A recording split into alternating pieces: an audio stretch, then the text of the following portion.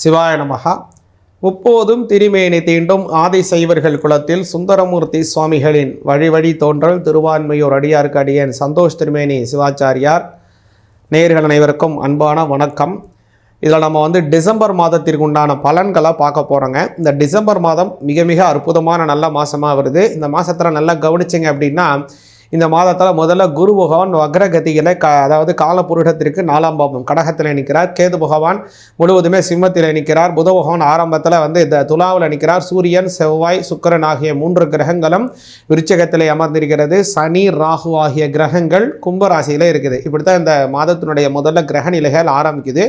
முதல்ல நடக்கக்கூடிய planetary transmit அப்படின்னு பார்த்தீங்கன்னா, டிசம்பர் மாதம் 6ஆம் தேதி 2025 சனிக்கிழமையில் செவ்வாய் பகவான் அவர் பார்த்தீங்க அப்படின்னா தனுசு ராசிக்கு மாறுறாரு விருச்சிகத்திலேருந்து. அதே மாதிரி புத பகவான் துலா ராசிலேருந்து விருச்சிகத்துக்கு மாறுறாரு, அதே தினத்திலே மாறுறாரு.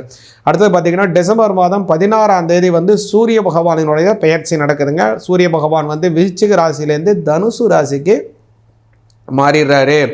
அதனால் ரொம்ப ரொம்ப சிறப்பானதாக அது அமையுது.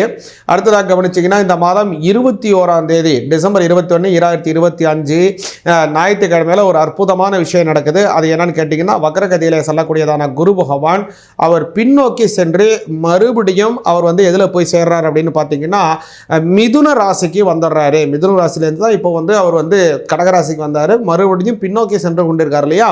அப்போ அவர் கடகராசியிலேருந்து மிதுன ராசிக்கு பின்னோக்கி சென்று விடுகிறார்.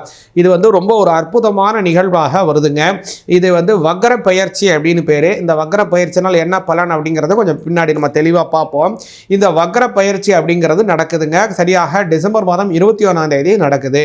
அந்த தினம் ரொம்ப சிறப்பாக அந்த குருவினுடைய மாற்றம், குரு வக்ர பயிற்சி ஏற்படுது. அடுத்த டிசம்பர் மாதம் 22ஆம் தேதி கவனிச்சிங்க அப்படின்னா, செவ்வாய் பகவான், சுக்கிர பகவான் முறையே 2 கிரகங்களும் பார்த்தீங்க அப்படின்னா விருச்சிக ராசிலேருந்து தனுசு ராசிக்கு மாறுறாங்க அப்படின்னு பல நல்ல விஷயங்கள் இந்த மாதத்தில் நடக்க போகுது.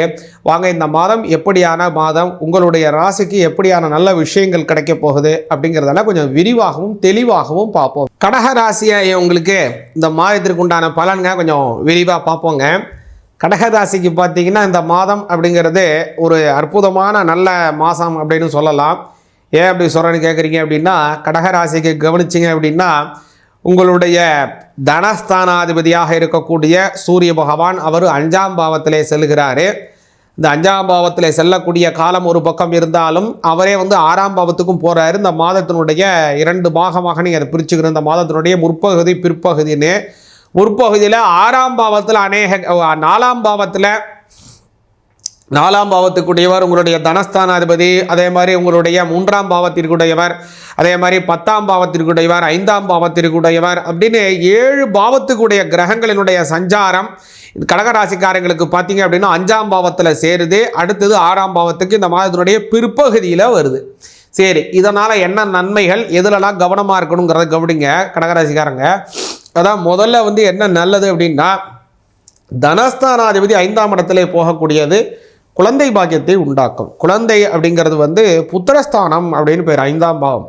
அதற்கு உடையவர் அந்த புத்திரஸ்தானாதிபதி செவ்வாய், அவரும் அதே இடத்துல தான் இருக்கார் இந்த மாதத்தினுடைய ஆரம்பத்தில்.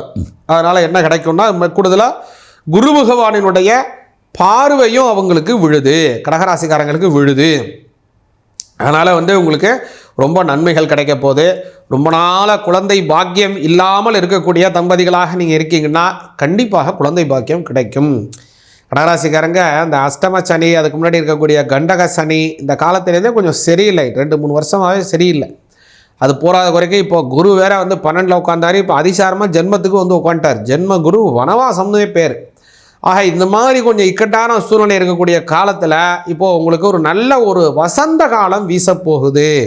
அதே மாதிரி பாலைவனத்தில் எப்படி திடீர்னு ஒரு நல்ல மழை பெய்தால் மனதிற்கு அவ்வளவு சந்தோஷம் கிடைக்கும், எவ்வளோ ஒரு திருப்தி, உயிர்கள், பயிர்கள், பூச்சிகள் சந்தோஷம் அடையுமோ அதுபோல் எண்ணற்ற ஆனந்தம், எல்லையற்ற ஆனந்தம் உங்களுக்கு கிடைக்க போகுது. குறிப்பாக உங்களுடைய 5ஆம் பாவத்திற்கு குருவினுடைய பார்வை கிடைக்குது. இந்த பிற்பகுதியில் பார்த்தீங்கன்னா எல்லா கிரகமும் 6ஆம் பாவத்துக்கு போகுது. 6ஆம் பாவத்தோட அதிபதி புத பகவான், குரு பகவான் அவர் புதன் வீட்டில் போகிறாரு 12ஆம் இடத்துல. 12ஆம் அதிபதி 6ஆம் இடத்துல போகிறார். 6-12 பரிவர்த்தனா யோகம். இதற்கு கெட்டவன் கெட்டிடில் கிட்டிடும் விபரீத ராஜயோகம் அப்படின்னு சொல்லுவாங்க. அது 6-12 அமைஞ்சாதான் ரொம்ப யோகம். அதனால் இப்படியான ஒரு ராஜபங்க யோகம் ஏற்படுது உங்களுக்கு. கூடுதலாக இந்த பரிவர்த்தனா யோகமும் ஒரு கூடுதல் அம்சம் சேருது. குருவினுடைய பார்வை உங்களுக்கு கிடைக்கிது. ஆக வந்து இந்த எந்தெந்த கிரகம் பார்த்தீங்கன்னா, முதல்ல உங்களுடைய தனஸ்தானாதிபதி சூரியன், அடுத்ததாக உங்களுடைய புத பகவான், அவர் வந்து உங்களுடைய 3ஆம் பாவத்திற்கும் உங்களுடைய 12ஆம் பாவத்துக்குடைய 3ஆம் பாவங்கிறது உங்களுடைய தைரியஸ்தானம், உங்களுடைய வீரியஸ்தானம், மன தைரியத்தை குறிக்கக்கூடியதான ஒரு ஸ்தானம். அதுக்கு உடையவர் புதன். அடுத்ததாக உங்களுடைய விரயஸ்தானத்திற்கும் உடையவர் அவர் தான். அதனால் கடகராசிக்காரங்களுக்கு இந்த 3 பாவம் முதல்ல. அடுத்ததாக சுக்கிர பகவான். அந்த சுக்கிர பகவான் உங்களுக்கு முக்கியமானவர். ஏன்னு கேட்டிங்கன்னா லாபஸ்தானத்திற்கு உடையவர். லாபஸ்தானம் தான் ஒரு மனிதனுக்கு நல்ல ஒரு வெகுமதியை குறிக்கக்கூடிய உயரிய கௌரவங்கள், நல்ல பட்டம், புகழ்கள், மனசுக்கு திருப்தி. நீங்கள் செய்யக்கூடிய வேலையில் மற்றவங்களுக்கு திருப்தி அடுத்த விஷயம், உங்களுக்கு ஏற்பட வேண்டியதான ஆத்ம திருப்தி முதல் விஷயம். ஒரு வேலை செய்கிறீங்க, அதன் மூலமாக உங்களுக்கு பொருள் கிடைக்கிது, இல்லை புகழ் கிடைக்கிது, என்ன கிடைக்கிறது அதெல்லாம் அடுத்த விஷயம். அல்லது 2 அடி கிடைக்கிது, அதெல்லாம் அடுத்த விஷயம். ஆனால் அதை வேலையை செஞ்சால் உங்களுக்கு என்ன கிடைக்கணும்?